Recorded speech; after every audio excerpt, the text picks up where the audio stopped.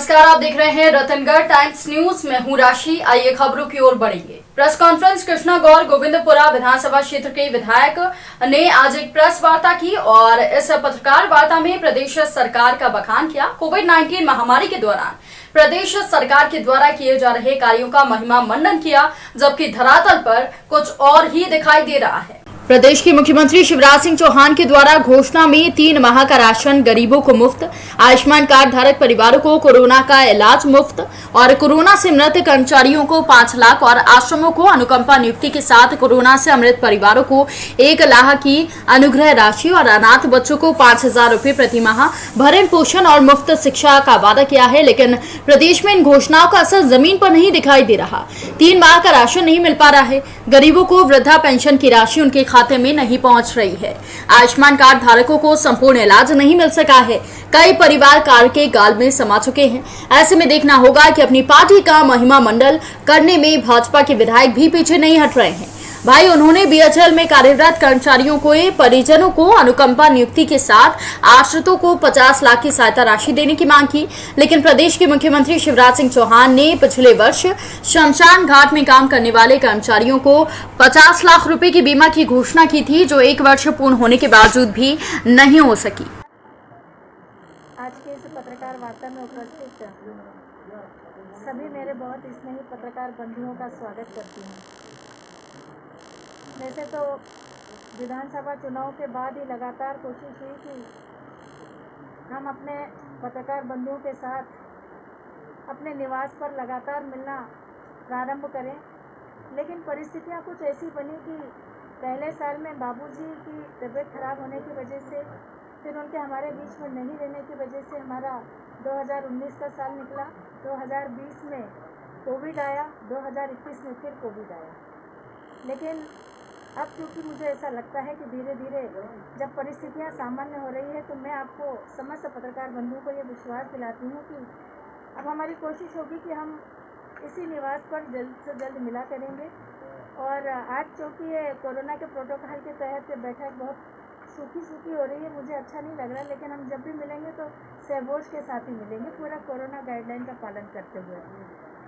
आज की जो पत्रकार वार्ता है, इसका उद्देश्य हमारे इस वैश्विक महामारी में, चाहे केंद्र सरकार हो चाहे राज्य सरकार हो, धन के भाव से लोगों के बीच में जाकर सेवा की, उन समस्त बिंदुओं को आपके बीच में विस्तार से रखने के लिए उपस्थित हुई है। यह बात सच है कि वैश्विक महामारी कोरोना की दूसरी लहर का ये कहर हमारे देश में कुछ इस कदर टूटा कि किसी ने कल्पना भी नहीं की थी। हम सब साक्षी हैं कि कोरोना की इस दूसरी लहर में जनजीवन अस्त व्यस्त हुआ, काफ़ी मात्रा में संख्या में जनहानि हुई और एक प्रकार का आक्रोश व्यवस्था के प्रति हम सबको देखने को मिला। लेकिन ये बात सच है कि आपदा कभी भी संदेश देकर नहीं आती, कभी भी बोल कर नहीं आती, और ऐसे कई उदाहरण हमारे सामने हैं।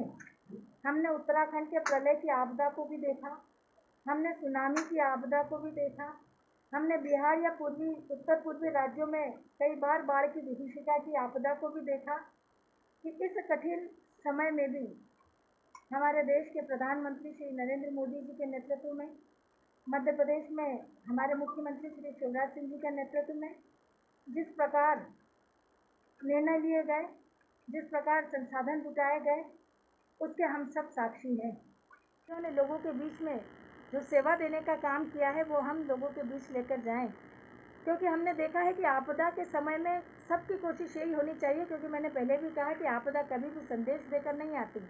आपदा जब आती है तो सबका एक ही धर्म, एक ही फर्ज, एक ही कर्तव्य होना चाहिए कि सब एकजुट होकर एक दूसरे की सहायता करें। लोगों ने ऐसे समय में भी इस आक्रोश की आग में घी डालने का काम किया और लोगों को भड़काने का काम किया, और यही कारण है कि आज उन लोगों को भी यह बताने की जरूरत है। फिलहाल के लिए इस बुलेटिन में इतना ही, और भी खबरों की अपडेट्स के लिए आप बने रहिए रतनगढ़ टाइम्स न्यूज के साथ। नमस्कार। खबरों में बने रहने के लिए रतनगढ़ टाइम्स न्यूज को सब्सक्राइब करें और बेल आइकन को दबाना बिल्कुल ना भूलें, ताकि हर खबर की अपडेट आपको मिलती रहे।